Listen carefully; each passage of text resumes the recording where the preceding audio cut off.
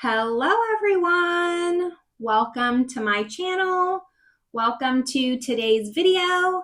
Today's video is going to be going over and ranking all the highlighters in my collection. I've recently done this with my bronzers as well as my blushes, so today is highlighters. That only makes the most sense. I have 28 highlighters that I want to go over with you today, talk about why I ranked them, where I ranked them, and just go over some makeup with you. So if that sounds good to you, make sure you give this video a thumbs up. Subscribe if you haven't yet. I would love it if you stuck around. But with all that, let's get into some highlight.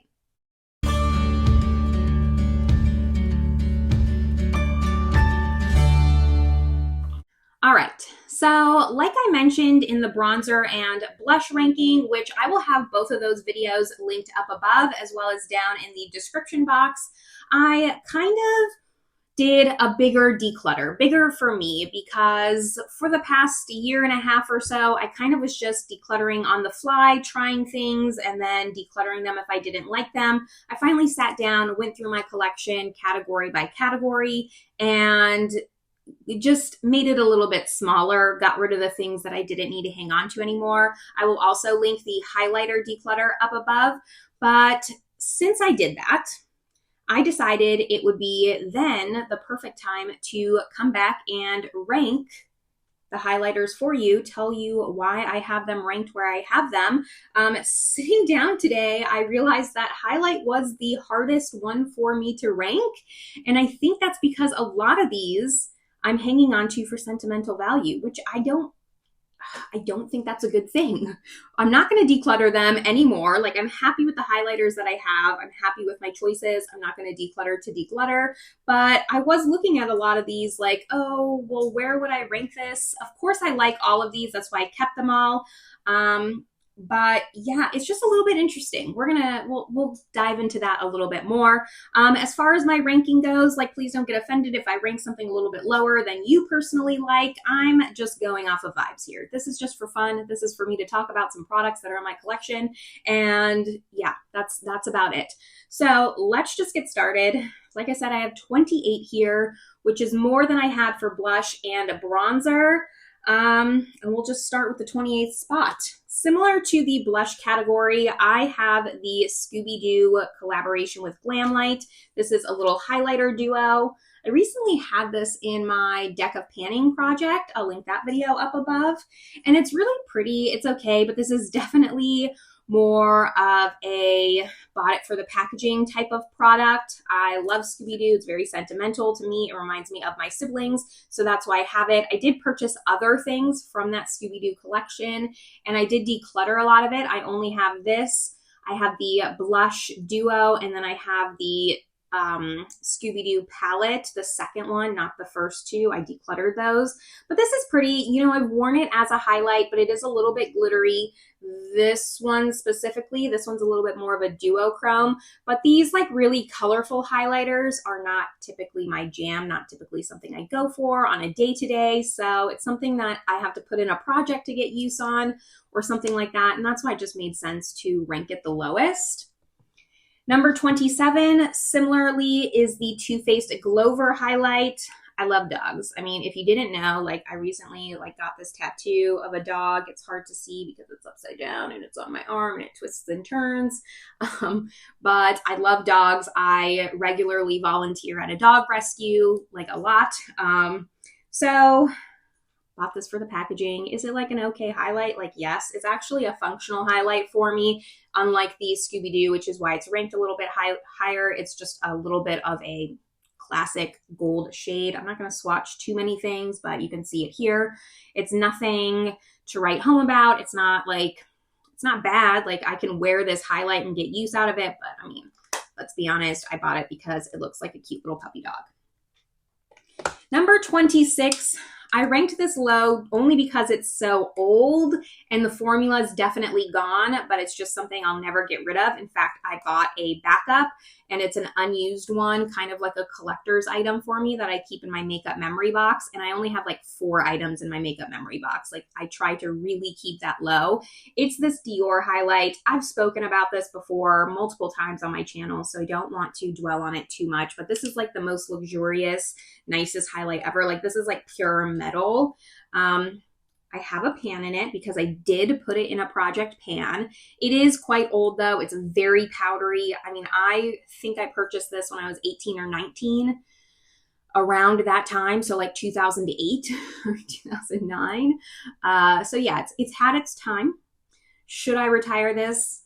Maybe, but I'm not going to. So that's okay. It's just a little bit powdery. It actually still looks pretty nice on the cheeks once you kind of have it like sheared out. Let me swatch it, a place you can actually see it.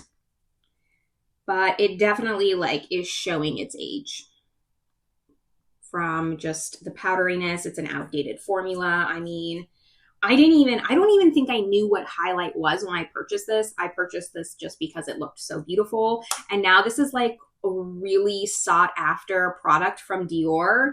I've seen it go for like hundreds of dollars on eBay. Crazy. Next we have number 25. We're kind of getting rid of all the IPs here. I have another IP. This is the Glam Light and Ghost Face highlight. Looks like this. I purchased this during Black Friday when it was super cheap, like $5, because while I like the Scream franchise, it's not as nostalgic to me as Scooby-Doo. But I did rank this higher because I find these highlighters to be a little bit more functional on the face, even though they are still, like this one specifically shifts green. This one's kind of reminiscent of the Fenty How Many Carats. It's very glittery, but I can wear it more than some of these other ones, so that's why I ranked it higher, but not one that I reach for very often, mostly just to kind of shift it back and forth. That's why I bought it. All right, speaking of the Fenty Beauty Diamond Bomb, that's what number 24 is. It is the original How Many Carats. Tati used to rave and rave and rave about this. This was actually not my first Diamond Bomb that I purchased, but the other ones ranked a little bit higher. I purchased it because I liked the other one, but this is like pure sparkle. Like this is not something I really wear on the cheeks very often. It's a very pretty, which is why I ranked it a little bit higher, because it's a nice formula and it didn't really have to do with an IP, but not my favorite highlight. It's not one that I wear all the time. I like to use this as a eyeshadow topper, if I'm being honest. Now we're going to get into more like some limited edition ones. Like if it wasn't for the IP, I was purchasing them because they were luxury and limited edition. So number 23 goes to this large, very large Chanel highlight. This is the Eclat Lumiere in Or Rose. Looks like this. They released this highlight for like the Chanel number 5 anniversary, something like that. I don't remember how many years it's been.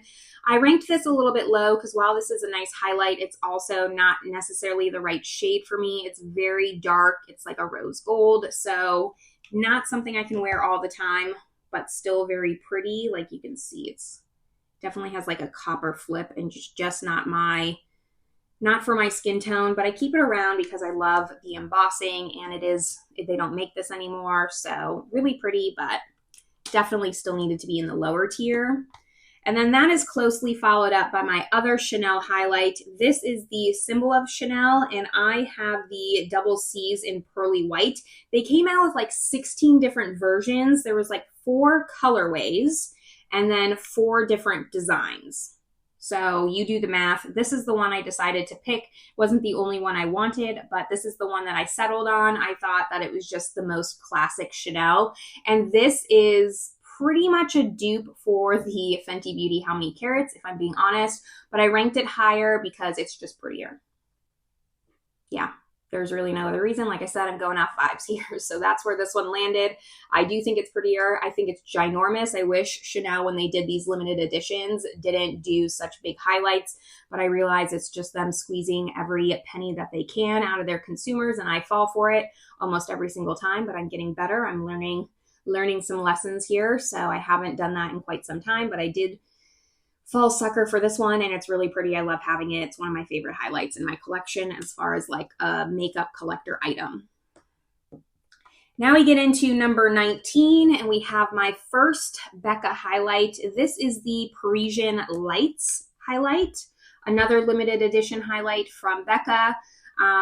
And I purchased it because it's Paris theme. I live in France right now. I am French. I'm French American. I was born in France. So a lot of French things get me a lot. And I just love the embossing of the Eiffel Tower on here. I don't necessarily love a super pink highlight. And this is one of my pinker highlights that we're going to talk about today. So that's why I ranked it a little bit lower, especially in comparison to some other Becca highlights.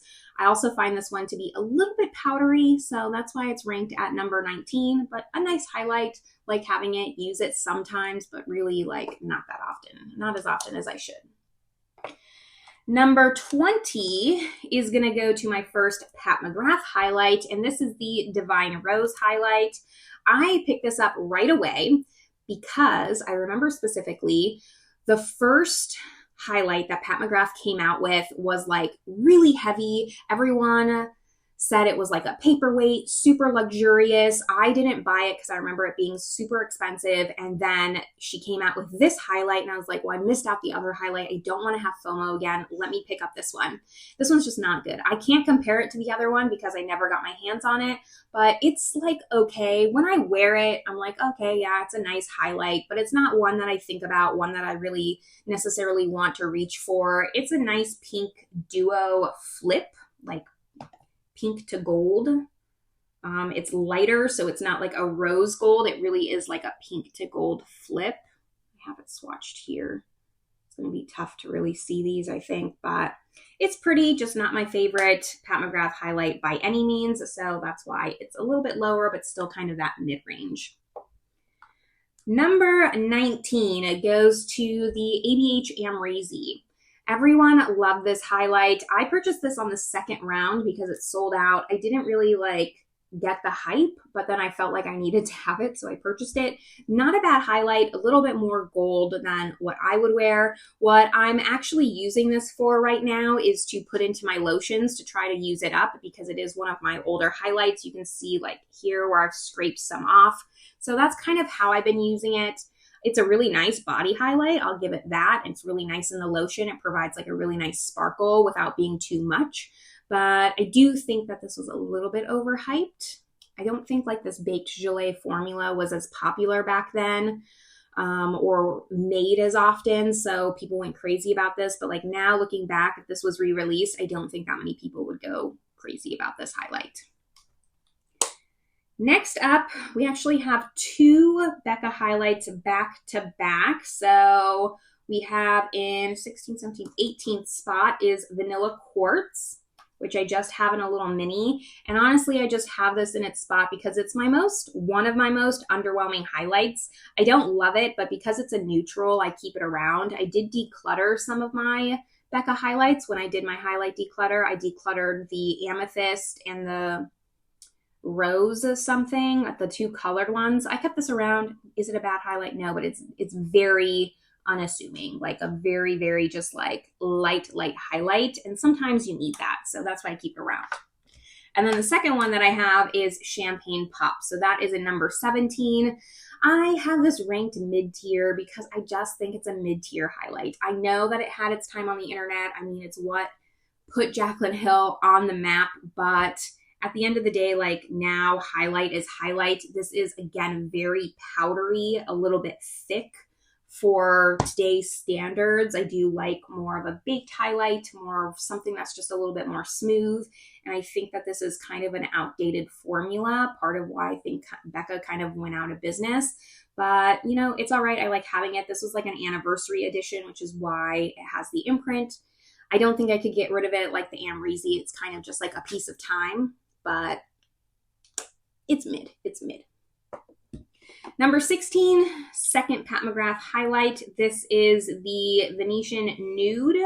So this one looks like this, and it came in their Love collection. It was a Valentine's Day collection. I remember that. And I love the formula of this highlight. The only reason I have it ranked a little bit lower is strictly for the color. That's about it. What put it up higher is the embossing and the formula, but the color knocked it down, so that's why you're kind of seeing it mid-tier. I have another one similar like this that is ranked a little bit higher. We'll talk about it more then, but that's why this one falls where it is. Like this one a lot. In the number 15 spot, this is also a very light highlighter, but so much more pretty. This is the YSL Touche Éclat 3D All Over Glow in Universal.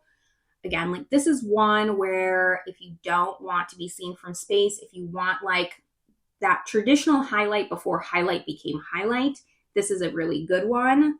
Unlike the Vanilla Quartz though, this is just a little bit smoother and just gives a little bit more, teeny tiny bit more of that highlight. I like this a lot. Just swatched it and then didn't show you because I put it in a weird spot here. But I think that this is really pretty. I think it's like universally flattering on a lot of different people. They don't make this anymore. It's discontinued, but it's very, very pretty. Next up, we have my last Chanel highlight. Making sure this is in spot number 14, also a limited edition highlight. This is in Metal Peach. I wish this is like an older limited edition, so I wish like Chanel would go back to like this size, a little bit more reasonable for people. This one is so much higher. It's my favorite Chanel highlight just because of the color. Love the embossing. The other ones, you know, are better embossing, but because the color is so much better and it's so much smaller, that's what pushed it up higher. It is kind of like a baked formula, so really pretty. I think all the Chanel highlighters kind of have similar formulas. So the formula didn't really have any impact on the ranking, mainly the color stories. So that is number 14. In the number 13 spot, we have my one and only Natasha Denona highlight. This is the I Need a Glow. I Need a Nude Glow. And I love this. This is so pretty. Ideal formula here, my favorite kind of formula. There's just others we're going to talk about more that I like more. Find this to be pretty standard, nothing super special about this. I've seen a lot of people declutter this highlight, but I think it's really nice. And that's really all I have to say about it. It's mid-tier, and yeah, what else can we say? I just wanted to point out that this is my ideal formula when it comes to highlight. Next up, number 12, this is my other Fenty Beauty Diamond Bomb. So this is the one that I first purchased, and I fell in love with this, and that's why I purchased the original, but I don't know. This is the Royal Icing. The only difference I can tell is that this has a different base, and I really feel like the base makes such a difference in how it looks on the cheeks. So here's actually the original, and then right underneath here's Royal Icing. It just blends into the cheeks better. It still has like that shimmer, but it doesn't look like you've pure glitter on your face.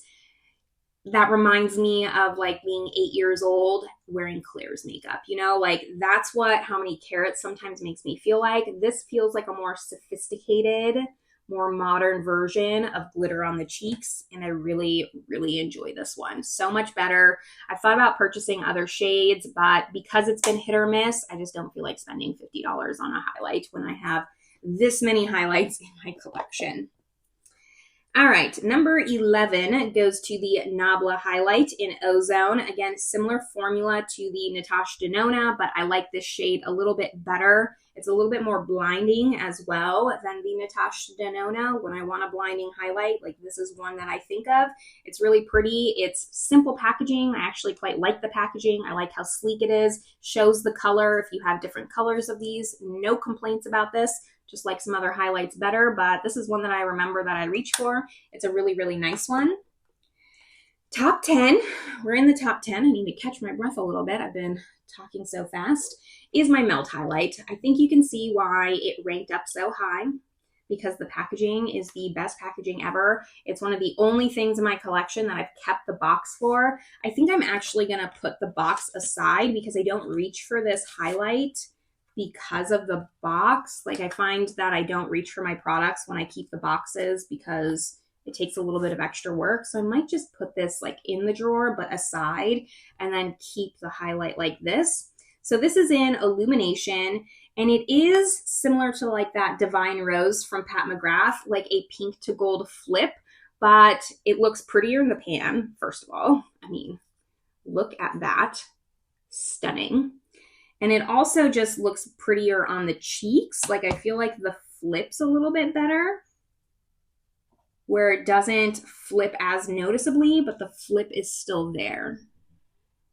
So I don't know, this one all around, I mean, mainly, like I know I ranked a lot of the IP things lower, sentimental, but like this one just knocks it out of the park. I think that it's one of the best, well thought out themed products that I've ever purchased. And I don't have a lot from Melt. Number 9 goes to another Becca highlight. I have a lot of Becca highlights because I purchased a lot when they were going out of business. This is just the classic opal shade in the mini again.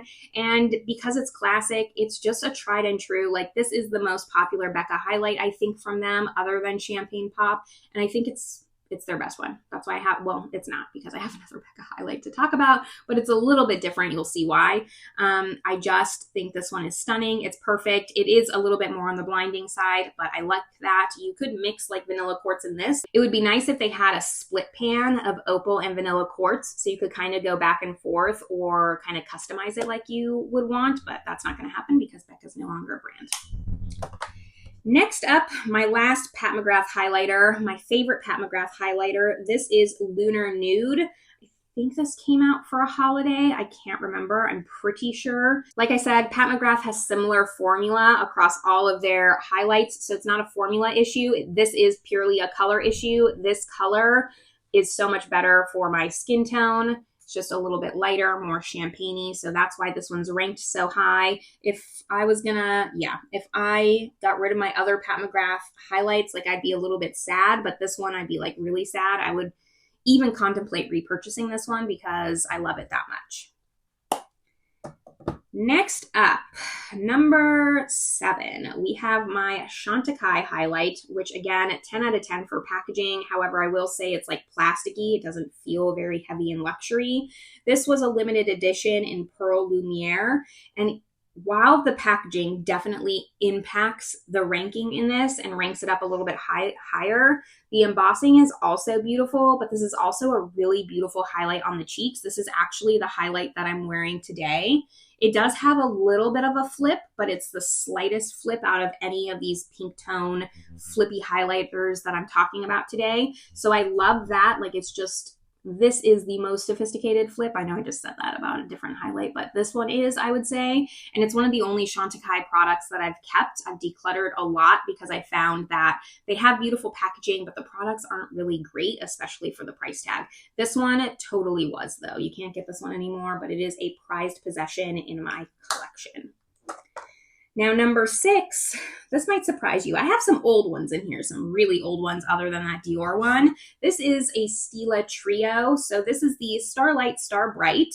This is their highlighting palette, and it has 3 of these little putty highlights. You can get these still in singles, but I purchased this during holiday one year with 3.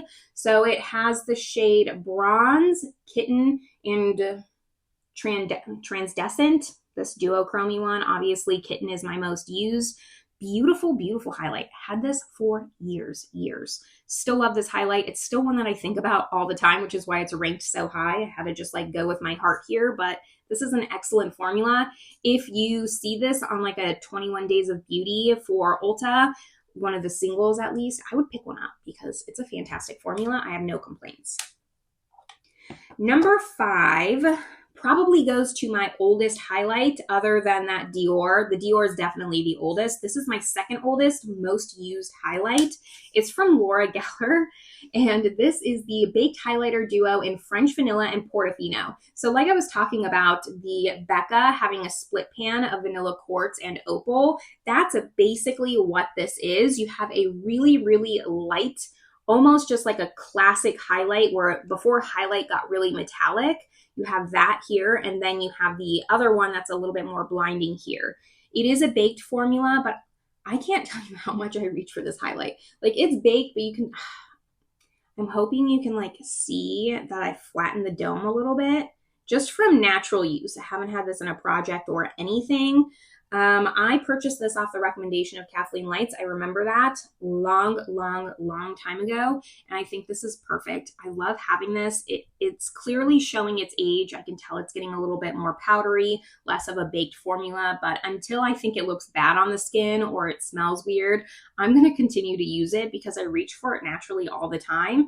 It is just one of my favorite highlighters. Definitely an underhyped highlight in my opinion. Don't know if they still sell this, but really love it.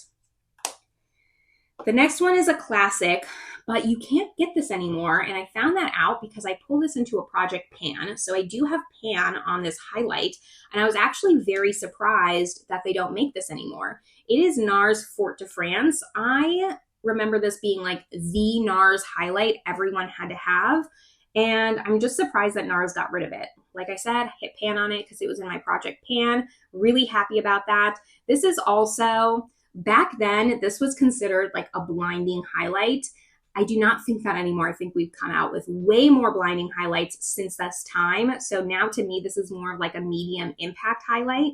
Really pretty. I enjoyed my time with it when I tried to hit pan. It took me quite a long time. I think I was tracking my uses and I don't remember, but I must have gotten over 100 uses on this highlight. I was using it quite often for a long time to hit pan, and I really enjoyed my time with it when I hit pan. I could see myself after the Amrezy, which is going to take some time. This could be like the next one that I use in my lotions because it's just like this type of highlight is just a solid one to put in lotions and use up that way. I really don't want to waste my products, and there's no way I could apply all these highlights and use them all on my cheeks.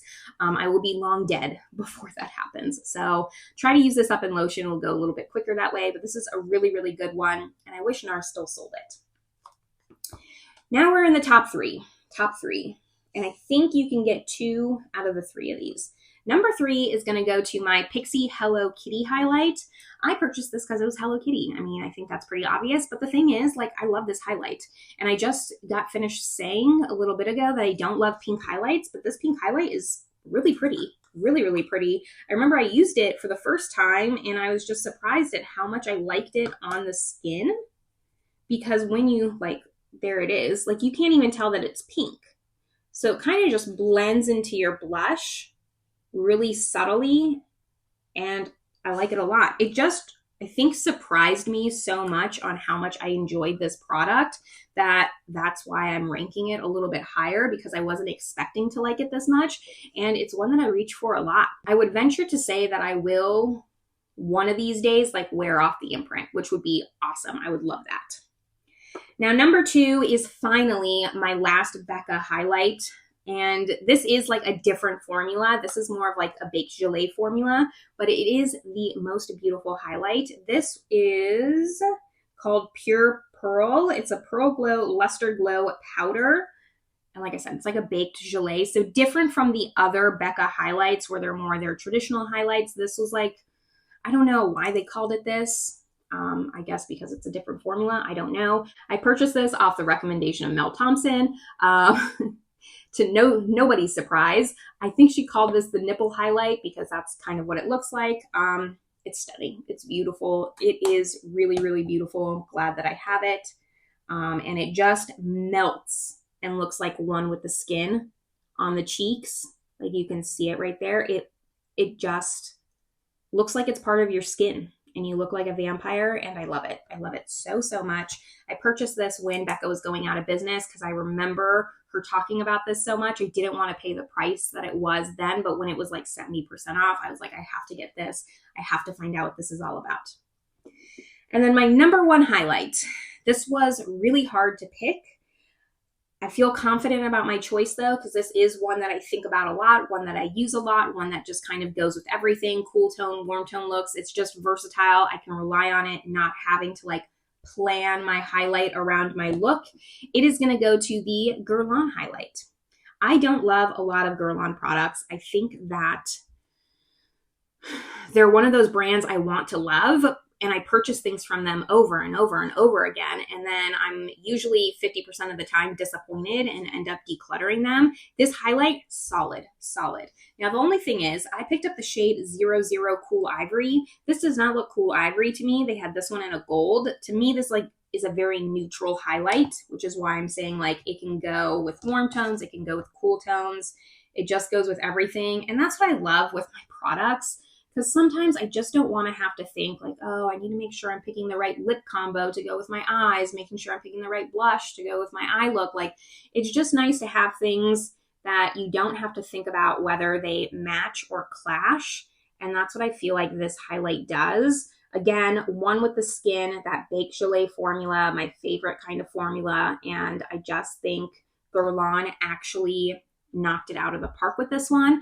This is one of the very few Guerlain products that I would recommend. I do have their concealer and their foundation still, but I still wouldn't like necessarily say that's worth the luxury price point. I've had multiple bronzers. I haven't tried their blushes, but I've decluttered the bronzers. Like I said, they just are one of those brands where I want to love them as much as I love them. Like YSL, love YSL as a luxury brand. I can recommend most YSL products, but Guerlain, like this is the only Guerlain product that I would like really, really recommend to people. The foundation I think would be hit or miss, and there are other products that I've tried hit or miss. This is a solid one. But those are all 28 highlights that I have to talk about. I would love to hear your opinions down below if you agree or disagree. We're just having fun with makeup here, talking about some old things, not anything new or fun, kind of just like some old school content. I thought it would be really fun to not just talk about highlight, take a trip down memory lane, relive some times in the YouTube world, like the Champagne Pop, the Nars Fort de France, Amrezy. I had a lot of fun talking about my highlights, but let me know all of your thoughts below. After that, this is where I'm going to leave you all. I hope you're having a great one, and I will see you in my next video. Bye, everyone.